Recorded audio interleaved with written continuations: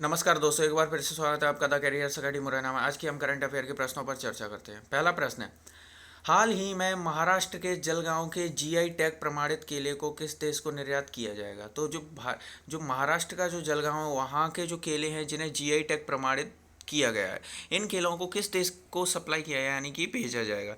तो ये है option Oman, Dubai, Britain, Canada. तो यह किस देश को भेजा जाएगा? तो इसका जो सही आंसर है वो है दुबई। यानी कि जो जलगांव के जो जीआई टैग प्रमाणित जो केले हैं उन्हें हम दुबई के लिए सप्लाई किया जाएगा।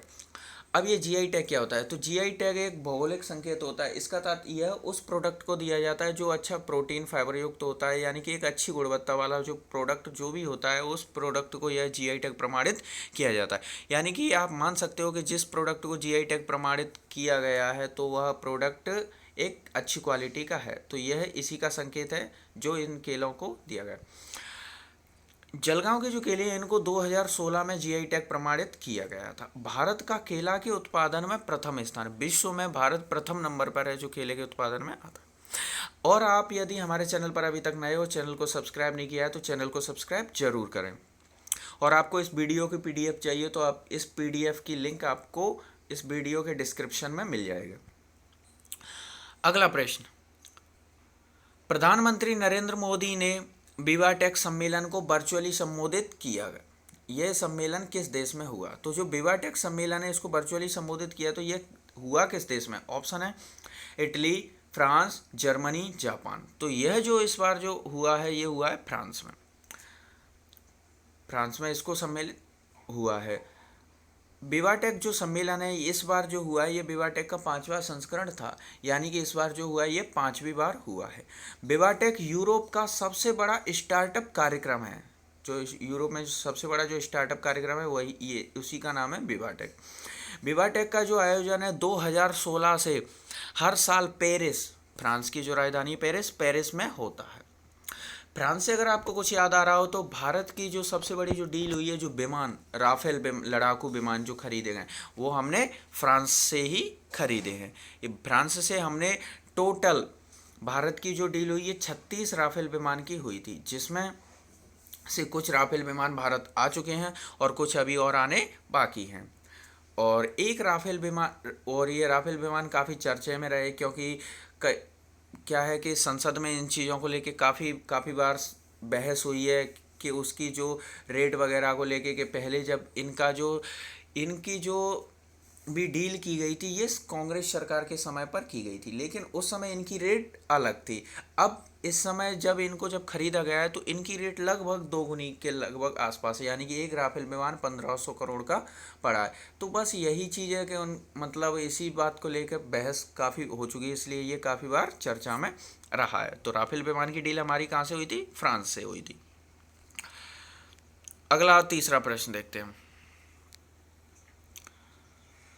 माइक्रोसॉफ्ट कंपनी के नए अध्यक्ष किसे बनाया गया है? तो जो माइक्रोसॉफ्ट कंपनी है इसके जो नए अध्यक्ष कौन बने हैं? सुंदर पिचाई, सत्या नडेला, मार्क जुकरबर्ग, या इनमें से कोई नहीं। तो जो माइक्रोसॉफ्ट कंपनी के जो नए अध्यक्ष बने वो बने हैं सत्या नडेला। जो सत्या नडेला हैं वो माइक्रोसॉफ्ट कंपनी के अभी तक सीईओ थे, चीफ एग्जीक्यूटिव ऑफिसर, यानी मुख्य कार्यकारी प्रबंधन। तो अब जो है सत्या नडेला जो सीईओ थे, जिन्हें अभी हाल ही में माइक्रोसॉफ्ट के अध्यक्ष भी बनाया गया, यानी कि चेयरमैन भी बनाया दिया। जो सत्या नडेला है माइक्रोसॉफ्ट के सीईओ थे, जिन्हें अभी हाल ही में माइक्रोसॉफ्ट के अध्यक्ष बनाया गया। माइक्रोसॉफ्ट के संस्थापक बिल गेट्स हैं, यानी कि माइक्रोसॉफ्ट किसकी कंपनी? बिल गेट्स की है, इनके द्वारा इसकी स्थापना की गई। माइक्रोसॉफ्ट की स्थापना जो है 4 अप्रैल 1975 को हुई थी। 4 अप्रैल 1975 को। यहाँ 1975 से एक प्रश्न और याद आया, भारत ने जो अपना पहला जो सैटेलाइट लॉन्च किया था वो भी 1975 में ही लॉन्च किया गया था।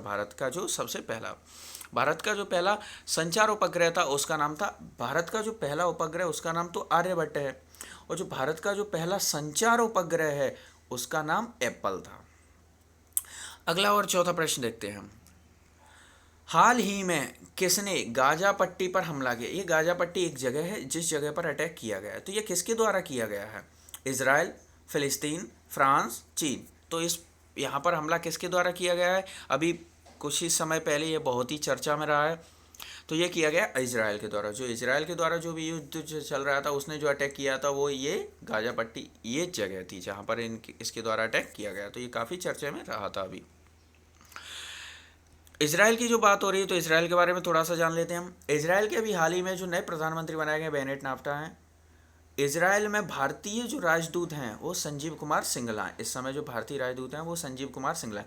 ये राजदूत होते क्या है, तो एक देश का दूसरे देश में राजदूत जो नियुक्त किया जाता है, इसका कार्य होता है दोनों देशों के बीच में जो भी संबंध होते हैं, जो भी बातचीत होती है वो इनके द्वारा की जाती है। और इनका सबसे मुख्य कार्य होता है कि जब जैसे कि भारत के जो संजीव कुमार सिंगला हैं, इनको इजराइल में भारतीय राजदूत के तौर पर नियुक्त किया गया। तो इनका कार्य वहाँ पर, इसके अलावा यदि इजराइल से कोई व्यक्ति भारत आना चाहता है तो उस व्यक्ति को जो भी वीज़ा वगैरह जो देना है, उसको जो आने की जो परमिशन देना है, तो ये इन्हीं के द्वारा, जो भारतीय राजदूत वहाँ हैं इन्हीं के द्वारा उनके जो भी वीज़ा वगैरह जो भी अप्रूव किए जाएंगे। तो यह भी राजदूत का ही एक मुख्य कार्य होता है।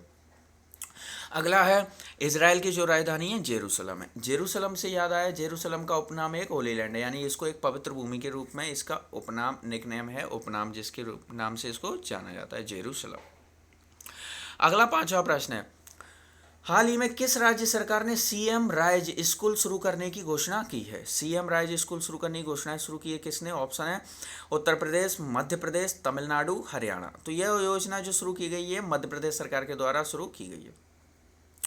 मध्य प्रदेश सरकार ने जो सीएम राइज स्कूल शुरू करने की घोषणा, अब ये प्रश्न ये आता है, ये सीएम राइज स्कूल क्या चीज़ है।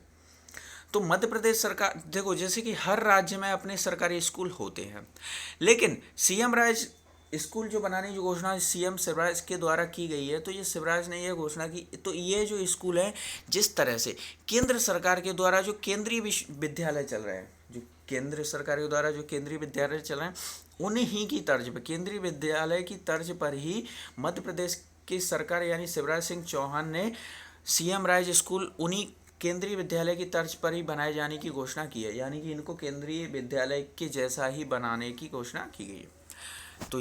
तो जो सीएम राइज स्कूल, यह मध्य प्रदेश सरकार के द्वारा घोषणा की गई है। मध्य प्रदेश के जो वर्तमान में जो मुख्यमंत्री हैं शिवराज सिंह चौहान ने यह घोषणा की है। वर्तमान मुख्यमंत्री शिवराज सिंह चौहान है। यहाँ के जो मध्य प्रदेश के जो राज्यपाल हैं, तो इस समय जो जिनका निधन हो गया था लालजी टंडन का, उसके बाद अभी मध्य प्रदेश के कोई राज्यपाल अभी वर्तमान में नहीं बनाए गए हैं। जो उत्तर प्रदेश के जो राज्यपाल हैं उन्हीं को मध्य प्रदेश का अतिरिक्त कार्यभार सौंपा गया। तो उत्तर प्रदेश की राज्यपाल इस समय कौन है, आनंदीबेन पटेल। मध्य प्रदेश सरकार ने इसके अलावा और भी कई योजनाएं शुरू की हैं, जैसे कि मास्क एक मास्क अनेक ज़िंदगी, और महिलाओं के लिए जब लॉकडाउन लगा था उस समय पे, जैसे कि आर्थिक समस्या और आपने देखा हो मास्क और सैनिटाइजर काफ़ी कालाबाजारी हुई थी, इसलिए सरकार ने मास्क बनाने के लिए महिलाओं को एक कार्य दिया था, तो जिसमें एक महिला को प्रति मास्क के 11 रुपये के हिसाब से जो भी धनराशि दी जानी थी। इसके अलावा और मध्य प्रदेश सरकार की एक और योजना है, एक जिला एक उत्पाद, यानी इस योजना का अर्थ ये है कि हर जिले का कोई ना कोई प्रसिद्ध चीज़, कोई फेमस प्रोडक्ट होता है। तो सरकार का मकसद ये है कि जो भी उस जिले का जो भी प्रसिद्ध जो होगा, उस चीज़ को राष्ट्रीय लेवल पर पहचान दिलाना, उसके साथ साथ उसको अंतर्राष्ट्रीय लेवल पर भी पहचान दिलाना। यानी कि जैसे कि मध्य प्रदेश के किसी ज़िले में कोई चीज़ प्रसिद्ध है, तो उसको क्या है, उसका जो एक्सपोर्ट है ना, उसको जो बाहर विदेशों तक भेजा जाएगा, यानी उस ज़िले की जो पहचान है विदेशों तक कराई जाएगी। यही योजना है, एक जिला एक उत्पाद। और आपने चैनल अभी तक सब्सक्राइब नहीं किया है तो चैनल को सब्सक्राइब जरूर करें और अपने दोस्तों के साथ शेयर भी करें। अगला और 6वां प्रश्न देखते हैं। हाल ही में एरिक्सन मोबिलिटी रिपोर्ट के अनुसार भारत में 2026 तक 5G नेटवर्क के कितने ग्राहक होंगे। तो ये एक अनुमान लगाया गया है, इसके अनुसार कितने होंगे। ऑप्शन है 330 मिलियन, 220 मिलियन, 300 मिलियन, या इनमें से कोई नहीं। तो इसका जो सही आंसर है वो होगा 330 मिलियन। तो 2026 तक 5G नेटवर्क के 330 मिलियन ग्राहक हो जाएंगे। अगला 7वां प्रश्न, हाल ही में पूमा कंपनी के नए ब्रांड एम्बेसडर किसे बनाया गया है। तो जो कौन बने हैं इस समय, ऑप्शन है MS धोनी, विराट कोहली, युवराज सिंह, इनमें से कोई नहीं। तो ये जो बनाए गए हैं ये हैं युवराज सिंह। युवराज सिंह को पूमा के नए ब्रांड एम्बेसडर बनाया गया। युवराज सिंह एक भारतीय क्रिकेटर हैं और इन्हीं को इसका पुमा का नया ब्रांड एम्बेसडर बनाया गया है। पुमा कंपनी, जो पुमा कंपनी के जो संस्थापक हैं रुडोल्फ डेजलर है, यानी पुमा कंपनी रुडोल्फ डेजलर, इन्होंने इसकी स्थापना की थी। पुमा कंपनी का जो मुख्यालय है इसका मुख्यालय जर्मनी है, यानी कि पुमा जर्मनी की एक कंपनी है। अगला और 8वां प्रश्न देखते हैं। मई 2021 का ICC international cricket council ICC player of the month का अवार्ड किसने जीता है? तो ऑप्शन है मुशफिकुर रहीम, विराट कोहली, युवराज सिंह, क्रिस गेल। तो यह जो अवार्ड है ये किसको दिया गया है? तो ये दिया गया है मुशफिकुर रहीम को। अब ये मुशफिकुर रहीम की बात हो रही है, तो ये किस देश से बिलोंग करते हैं? तो मुशफिकुर रहीम जो है ये बांग्लादेश के विकेट कीपर एवं बल्लेबाज हैं। विकेट कीपर और बल्लेबाज दोनों हैं मुशफिकुर रहीम। अब बांग्लादेश की बात हो रही है तो बांग्लादेश के बारे में थोड़ा सा जानते हैं। बांग्लादेश की जो राजधानी है ढाका है। बांग्लादेश की जो करेंसी है टका है। बांग्लादेश के साथ भारत की सर्वाधिक सीमा साझा होती है, यानी भारत का सबसे ज़्यादा जो बॉर्डर बांग्लादेश के साथ ही लगता है। लगभग 4096 किलोमीटर की जो सीमा है बांग्लादेश के साथ लगती है।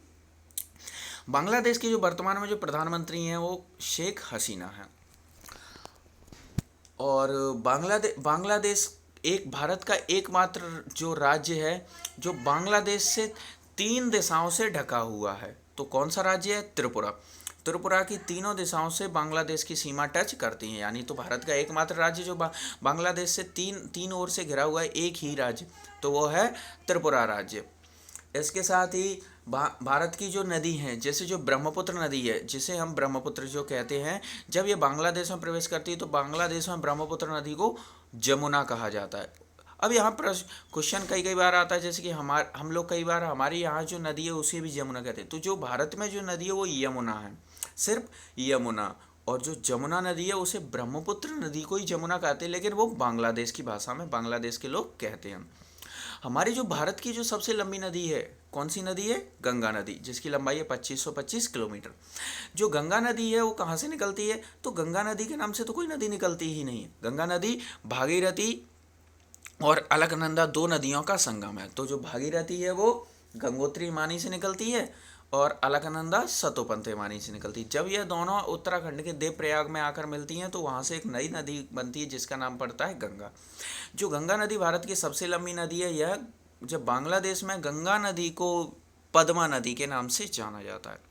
तो पद्मा नदी कौन है? गंगा को ही बांग्लादेश में पद्मा नदी कहा जाता है। जो पद्मा और ब्रह्मपुत्र जिसे हमने जमुना कहा था, तो पद्मा और जमुना दोनों नदियां जब बांग्लादेश में मिलती हैं तो इन दोनों नदियों के संगम को भी वहाँ पर मेघना कहा जाता है। और इस नदी का जो समापन है बंगाल की खाड़ी में हो जाता है।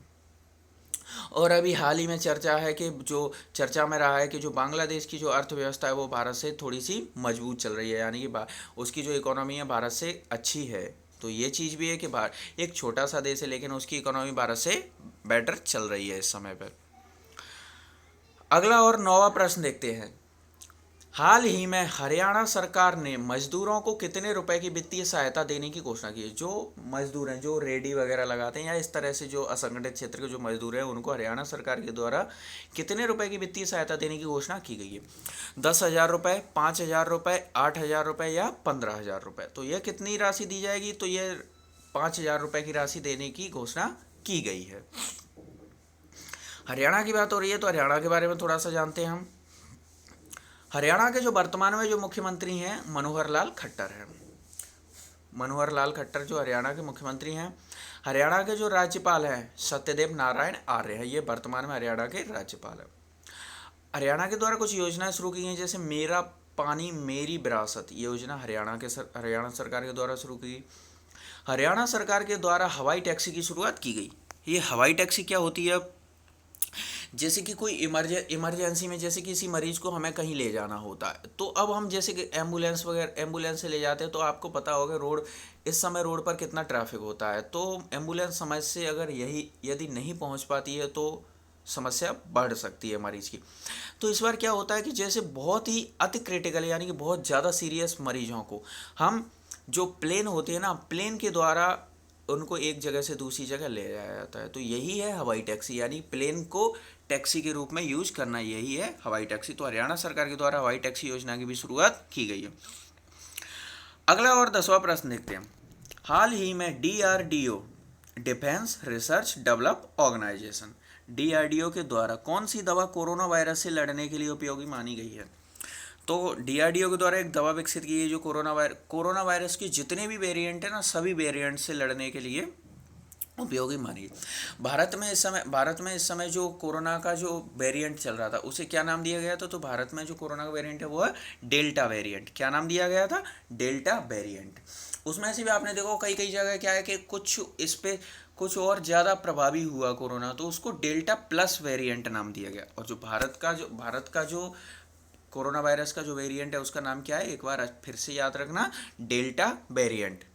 तो जो DRDO के द्वारा जो भी दवा बनाई गई जो कोरोना के सभी वेरिएंट से लड़ने में कारगर है, दवा का नाम है 2DG, D2G या BG2 या इनमें से कोई नहीं। तो वो जो दवा है दवा का आंसर आपका सही है 2DG।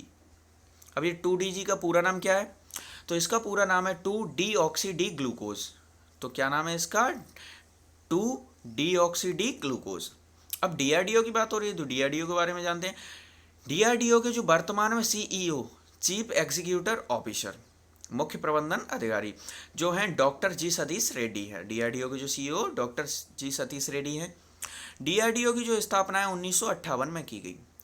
DRDO का जो हेड क्वार्टर है वह दिल्ली में है। DRDO का जो आदर्श वाक्य है वो संस्कृत में है, बलस्य मूलम विज्ञानम। तो कई बार ये किसी भी संस्था वगैरह जो कंपनी होती है इनके आदर्श वाक्य प्रश्न पेपर में पूछ लिए जाते हैं। और आप हमारे फेसबुक पेज को लाइक कर सकते हैं जिसकी लिंक दी हुई है। टेलीग्राम पर हमें फॉलो कर सकते हैं। और आपको इस तरह के और भी कई पेपर्स वगैरह या इनकी PDFs चाहिए तो आप हमारे टेलीग्राम ग्रुप को ज्वाइन कर सकते हैं। और आपको किसी भी तरह की इन्फॉर्मेशन चाहिए तो आप हमारे व्हाट्सएप ग्रुप से भी जुड़ सकते हैं।